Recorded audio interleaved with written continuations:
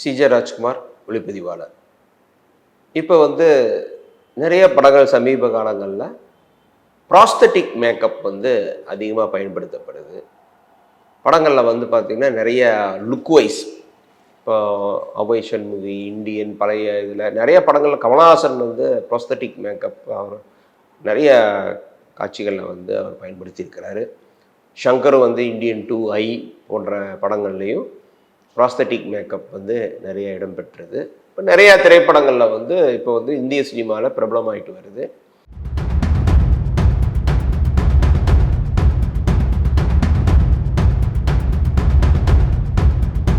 இந்த வீடியோவை உங்களுக்கு வழங்குபவர்கள் Paces Pay, secure digital payments with multiple features and great success rate.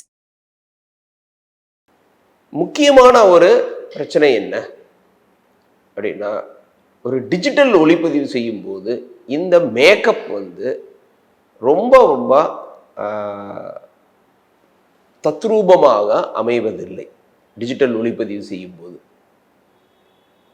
ஏன் அப்படின்னா, அது மேக்கப்புடைய பிரச்சனையா இல்லை இந்த தொழில்நுட்பத்துடைய பிரச்சனை? ஏன்னா மேக்கப் வந்து பல ஆண்டுகளுக்கு முன்னாடி இருந்ததை விட இப்போ ரொம்ப அட்வான்ஸ் ஆயிடுச்சு.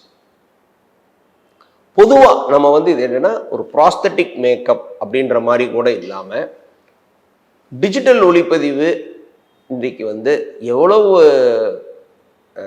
அட்வான்ஸ்மெண்ட் இருந்தாலும், நிறைய பெனிஃபிட்ஸ் இருந்தாலும், வளர்ந்துட்டு வர்ற தொழில்நுட்பமாக இருந்தாலும் சரி, அதற்கு சில பலகீனமான சில டெக்னிக்கல் இஷ்யூஸ் வந்து இருக்குது.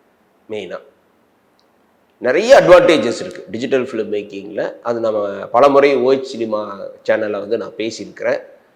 ஆனால் உங்களுக்கு ஒரு ஃபிலிம் அப்படின்னு வரும்போது உங்களுக்கு ஸ்கின்னுடைய ரெண்டரிங் வந்து ரொம்ப ஸ்மூத்தாக இருக்குது. ஏன்னா வந்து ஒரு ஸ்கின் வந்து உங்களுக்கு ஒரு ஃபிலிம் யூஸ் பண்ணும்போது என்ன ஆகுதுன்னா, ஃபிலிம் வந்து ஒரு ஆர்கானிக்கான ஒரு மெட்டீரியல். நீங்கள் ஃபீல் பண்ண முடியும், ஃபிலிமை வந்து தொட்டு பார்க்கலாம். இப்போ ஒரு ஃபிலிம் அப்படின்றது வந்து ஒரு கெமிக்கல் அனிமல்னு நான் சொல்லுவேன். அனிமல்னா அனிமலுடைய ஃபேட்டை வச்சும், அதே மாதிரி வந்து ஒரு ஒரு கெமிக்கல் ப்ராசஸில் ஒரு கிரெயின்ஸ் வந்து ஒரு படரப்படுகிறது. அந்த லைட் சென்சிட்டிவ் கிரெயின் வந்து ஒரு ஃபிலிமில் என்ன ஆகுதுன்னா, உங்களுக்கு வந்து ஒரே மாதிரி இல்லாமல் பல்வேறு விதமாக பல்வேறுடைய ஸ்ட்ரென்த்தில், சைஸில், மாடியூல்ஸில் வந்து ஸ்ப்ரெட் பண்ணப்படுது. அதனால் என்ன ஆகுது அப்படின்னா, அந்த லைட்டோடைய ஒளிர், தட் இஸ் உயர் வெளிச்சம், ஹை லைட்டை வந்து ஹோல்டு பண்ணுற அந்த தன்மையும், கலர் ரெண்டிஷனும், ஸ்கின்னுடைய டோனும் வந்து பார்த்திங்கன்னா ஃபிலிமில் வந்து ரொம்ப ஒரு பெஞ்ச் மார்க்குன்னே நம்ம சொல்ல முடியும். இப்போ டிஜிட்டலில் வந்து என்ன ஆகுது அப்படின்னா, இப்போ ஃபிலிமை விட பல சிறந்த அம்சங்கள் வந்து டிஜிட்டல் கேமராக்களில் இருந்தாலும், பொதுவாக நம்ம வந்து டிஜிட்டல் கேமராவுடைய கேரக்டர் ஸ்டடி அப்படின்னு வச்சு பார்க்கும்போது என்ன ஆகுது அப்படின்னா, டிஜிட்டல் கேமரா வந்து எக்ஸ்ட்ரீம்லி ஷார்ப் இமேஜஸை வந்து ப்ரொடியூஸ் பண்ணுது. ஸோ இந்த எக்ஸ்ட்ரீம் ஷார்ப் இமேஜஸ்ஸு ரெசல்யூஷனும் அதிகமாக இருக்குது.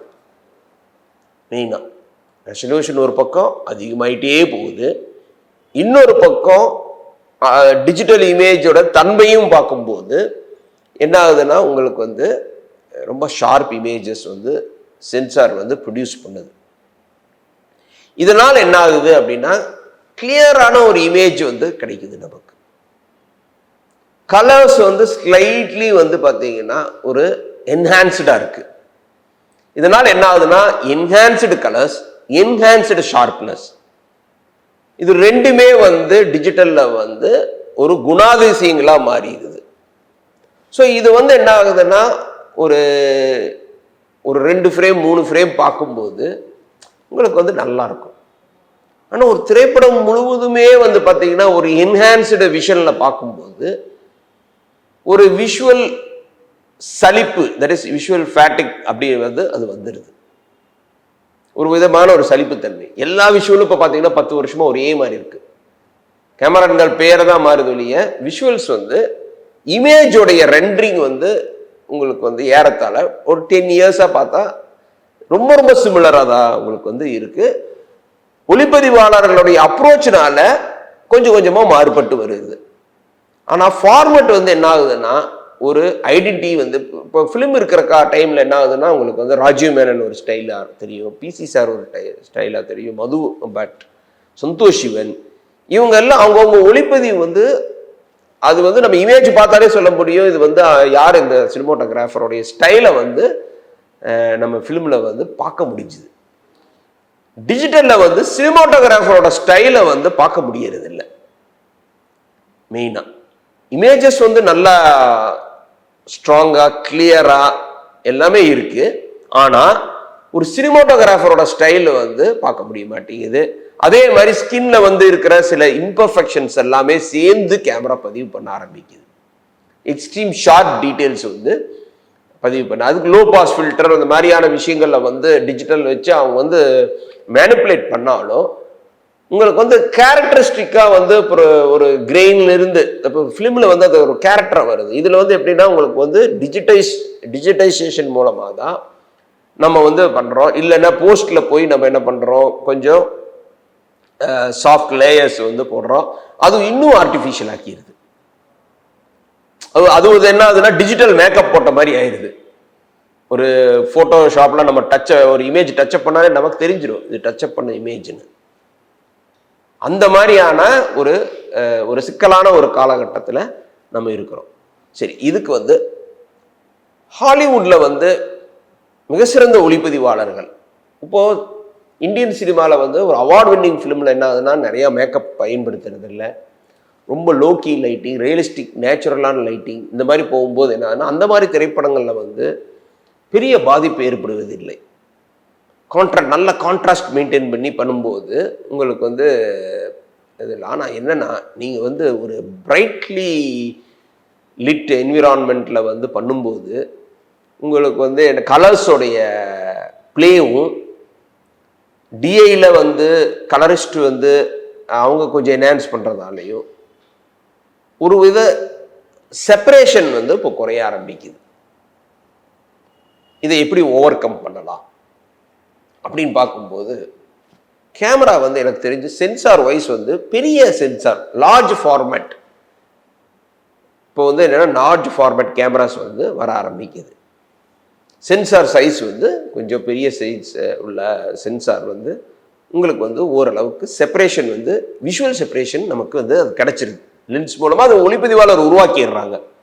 ஆனால் எங்கே பிரச்சனை வருது அப்படின்னா கலர் சயின்ஸ்லேயும் அதே மாதிரி உங்களுக்கு வந்து டீட்டெயில்ஸ், ஸ்கின் க்ளோஸ்அப்பில் டீட்டெயில்ஸ், இப்போ எஸ்பெஷலி ப்ராஸ்தட்டிக் மேக்கப் யூஸ் பண்ணும்போது அந்த மாதிரி வரும்போது என்ன ஆகுதுன்னா சினிமோட்டோகிராஃபரோட ஒர்க் ப்ராப்ளமாக இருக்காது, அந்த மீடியம் வந்து கொஞ்சம் சிக்கல் உள்ளாக்கிறது. அப்போ என்ன பண்ணலாம்? இப்போ இந்தியன் 2 மாதிரி ஒரு ஃபிலிம் வருது அப்படின் போது பெட்டர் நம்ம வந்து என்னன்னா விண்டேஜ் லென்சஸ் பயன்படுத்துவது நல்லது. இப்போ வந்து என்னன்னா விண்டேஜ் லென்சஸ் வந்து ரொம்ப பாப்புலர் ஆகிட்டு வருது உலகம் முழுவதும். ஸோ உங்களுக்கு வந்து அந்த விண்டேஜ் லென்ஸ் அப்படின் போது என்னன்னா ஒரு ஃபிலிம் கேரக்டரோட கொஞ்சம் வந்து கான்ட்ராஸ்ட் குறைவாகவும் கலர்ஸ் வந்து உடைய ரெண்டிஷன் வந்து ரொம்ப அதிகமாக இல்லாமல் ஒரு சட்டிலான கலர் ரெண்டிஷனோட தான் வந்து அந்த விண்டேஜ் லென்சஸோடைய கேரக்டர். ரொம்ப உங்களுக்கு வந்து கலர்ஸ் வந்து ரொம்ப கான்ட்ராஸ்டியாக இல்லாமல் ரொம்ப என்ஹான்ஸ்டாக இல்லாமல் உங்களுக்கு வந்து சட்டில் கலர்ஸ், அதை வந்து இது வந்து இப்போ கூக்கில் வந்து பேங்க்ரோ லென்சஸ்ன்னு வருது, சிக்மாலையும் விண்டேஜ் லென்சஸ் வருது.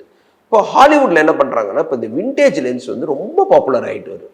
எனக்கு தெரிஞ்ச டிஜிட்டல் ஃபார்மேட்டில் விண்டேஜ் லென்சஸ் வந்து பயன்படுத்தினா உங்களுக்கு வந்து அந்த ஃபிலிமிக் லுக் வந்து ஈஸியாக கொண்டு வரலாம். இது ஒரு மெத்தட். இன்னொரு மெத்தட் என்னன்னா ஷூட் பண்ணும்போது பேஸ் ஐஎஸ்ஓவில், இப்போ ஐஎஸ்ஓ வந்து ஒரு பேஸ் ஐஎஸ்ஓன்னு இருக்கு, அந்த ஐஎஸ்ஓவில் ஷூட் பண்ணிட்டு கிரேடிங்கில் போகும்போது நீங்கள் வந்து கொஞ்சம் ஹையர் ஐஎஸ்ஓவில் இப்போ 800 ஐஎஸ்ஓ ஷூட் பண்ணிட்டு நீங்கள் ரேட் பண்ணுறது வந்து 2000 ஐஎஸ்ஓ 1200 ஆர் 1600 ஐஎஸ்ஓ அப்படின்னு சொல்லி நம்ம கிரேடில் வந்து நம்ம வந்து ரேட் பண்ணி ஐஎஸ்ஓவை மாற்றி அமைச்சு கிரேட் பண்ணும்போது என்ன ஆகுதுன்னா ஸ்லைட்டாக ஒரு நாய்ஸ் வர ஆரம்பிக்குது, மைல்டாக. ஒரு 800லேருந்து 1200 அந்த மாதிரி நம்ம ரேட் பண்ணால் என்ன ஆகும்னா ஒரு மைல்டான ஒரு எலக்ட்ரானிக் நாய்ஸ் வரும், ஒரு சின்ன கிரெயின். அது என்ன ஆகுதுன்னா அந்த அந்த மைல்டு கிரெயின் வந்து ஒரு அழகான டெக்ஸ்சர் உருவாக்கிது. ஏன்னா ஷார்ப்னஸை குறைக்கிறது இல்லை. ஓவரால் வந்து உங்களுக்கு வந்து என்ன ஆகும்னா அந்த ஃபிலிமிக் லுக் வந்து ஈஸியாக அச்சீவ் பண்ணலாம்.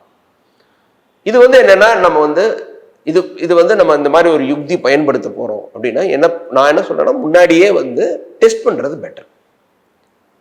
இந்த மாதிரி ஒரு விஷுவல் லுக். ஸோ ஒரு டிஜிட்டல் ஒளிப்பதிவில் இன்னி வரும் காலகட்டங்களில் ரெசல்யூஷனும் அதிகமாக போகுது. அதே மாதிரி உங்களுக்கு வந்து லென்சஸும் வந்து பார்த்தீங்கன்னா இன்னைக்கு வர நிறைய லென்சஸ் வந்து அதுவும் லென்சஸும் ஷார்ப்பாக இருக்குது. லென்சஸும் எக்ஸ்ட்ரீம் ஷார்ப் லென்சஸ் வந்து இப்போ வர நிறைய சினி லென்சஸ் வந்து என்னென்னா உங்களுக்கு வந்து நல்ல கோட்டிங் உள்ள ரொம்ப பிரமாதமான கோட்டிங், பிரமாதமான கலர் ரெண்டிஷன் கொடுக்கக்கூடிய லென்சஸ் எல்லாம் நிறைய வர ஆரம்பிச்சிருச்சு. அது இண்டிவிஜுவல் கேரக்டராக வந்து ரொம்ப நல்லா இருக்கும். ஆனால் ஒரு ஒரு ஒரு காம்பினேஷனில் பார்க்கும்போது சில நேரங்களில் நம்ம வந்து ஒரு ஆர்டிஸ்ட்லேயும் மேக்கப்லேயோ முகத்துலேயோ ஒரு இன்பர்ஃபெக்ஷன் இருந்துச்சுன்னா அது ரொம்ப ஆடாக வந்து ஸ்க்ரீனில் வந்து டிஜிட்டல் கேமராக்கள் காமிச்சு அது வந்து அப்படியே கொண்டு வந்து மெர்சிலெஸ் தான். இன்னைக்கு இருக்கிற டிஜிட்டல் கேமரா வந்து மெர்சிலெஸ் தான் நான் சொல்லுவேன்.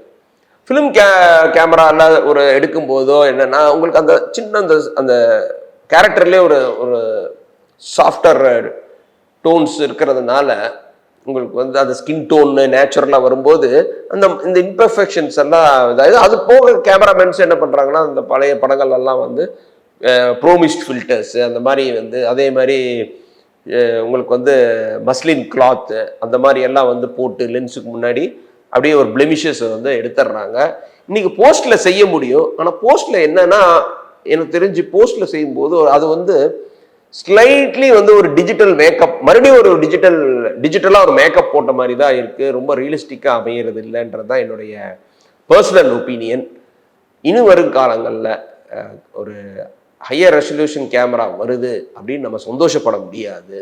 ஏன்னா ஒன்று உங்களுக்கு வந்து ஃபைலோட சைஸ் பெருசாகுது, இன்னொரு பக்கம் வந்து தேவைக்கு அதிகமான டீட்டெயில்ஸும் உங்களுக்கு வந்து எதிரியாக கூட மாற வாய்ப்பு இருக்கிறது. ஸோ நம்ம வந்து ஒரு கேமரா ஒரு தொழில்நுட்பம் இது எல்லாமே என்னன்னா ஒரு அளவோடு ஒரு குறிப்பிட்ட ஸ்பெக் அளவுக்கு இருப்பது தான் சிறப்பு என்பது என்னுடைய அபிப்பிராயம். இந்த வீடியோ உங்களுக்கு பிடிச்சிருந்தா லைக் பண்ணுங்க, ஷேர் பண்ணுங்க, கமெண்ட் பண்ணுங்க. மறக்காம OH சினிமா சேனலுக்கு சப்ஸ்கிரைப் பண்ணுங்க.